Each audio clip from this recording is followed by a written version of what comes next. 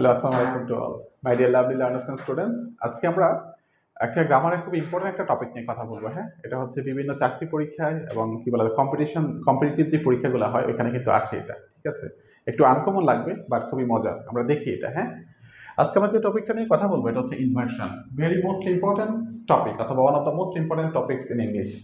যে কোনো ধরনের পরীক্ষা এটা আসে। হ্যাঁ, আমরা শিখবো এটা আজকে। আচ্ছা, প্রথমে আমরা এখানে হচ্ছে দুইটা সেন্টেন্স দেখবো। কি লেখা আছে?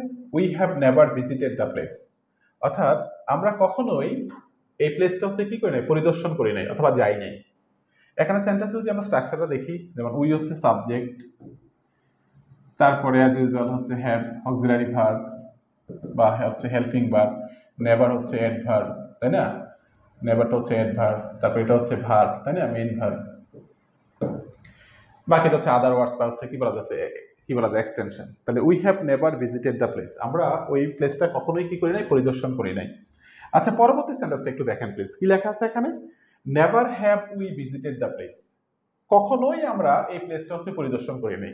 এখানে আমরা কি বলছি? আমরা কখনোই এই প্লেসটা কি করি নাই, পরিদর্শন করি নাই। এখানের অর্থ হচ্ছে কখনোই আমরা এই প্লেসটা কি করি নাই, পরিদর্শন করি নাই। তাহলে এই সেন্টেন্সটা কারেক্ট। আর এটা কি কারেক্ট না? হ্যাঁ, এটাও কারেক্ট। এখানে যেই ব্যাপারটা হয়েছে, এখানে যেটা হচ্ছে কখনোই উপরে কি দেওয়া হয়েছে, জোর দেওয়া হয়েছে। আর এখানে আমরা যে স্ট্রাকচারটা পাচ্ছি, প্রথমে কি পাচ্ছি? অ্যাডভার্ব। কি পাচ্ছি? অ্যাডভার্ব, তারপরে অক্সিলারি ভার্ব অথবা helping verb, plus subject, plus হচ্ছে মেইন ভার্ব। ঠিক আছে, প্লাস হচ্ছে আদার ওয়ার্ডস, প্লাস হচ্ছে আদার ওয়ার্ডস। তাইলে মূল যে ব্যাপারটা আমরা বুঝবো সেটা হচ্ছে যে সেন্টেন্সের প্যাটার্ন কি হচ্ছে, হয় নাই? সেন্টেন্স কি হয় না? সেন্টেন্স কিন্তু হয়েছে। আমি যেটা বোঝাতে যাচ্ছি, যখন কিছু কি বলা যায়, কনজাংশন, কিছু অ্যাডভার্ব বা কিছু ওয়ার্ড আছে যেগুলো সামনে থাকলে সেন্টেন্সের প্যাটার্নটা কেমন হয়ে যায়? সাবজেক্টটা হেল্পিং ভার্ব এবং হচ্ছে মেইন ভার্বের মাঝখানে চলে আসে।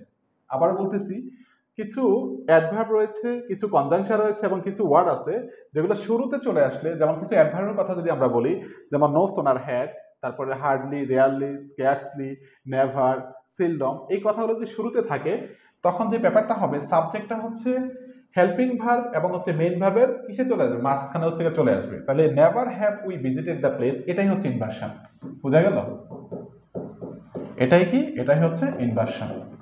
তাহলে ইনভার্সন বলতে আমরা কি বুঝবো? ইনভার্সন হলো গ্রামাটিক্যালি এমন একটা স্ট্রাকচার যেখানে হচ্ছে সেন্টেন্সের হচ্ছে ওয়ার্ড অর্ডারটা উল্টে যায়, অর্থাৎ শব্দ ক্রমটা কি হয়ে যায়, চেঞ্জ হয়ে যায়।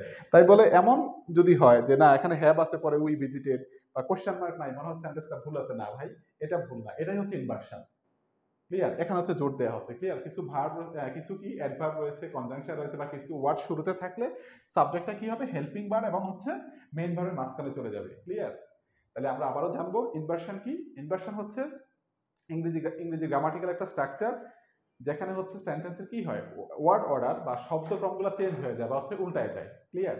এটা হচ্ছে, এখানে অনেকগুলো স্লো আছে, রুলস আছে। আমরা আস্তে আস্তে এগুলো হচ্ছে আলোচনা করবো, 6-7টা রুলস। হ্যাঁ, ইনভার্সন হচ্ছে ক্লিয়ার হয়ে যাবে। আশা করছি সবাই বুঝতে পারছেন। Thank you.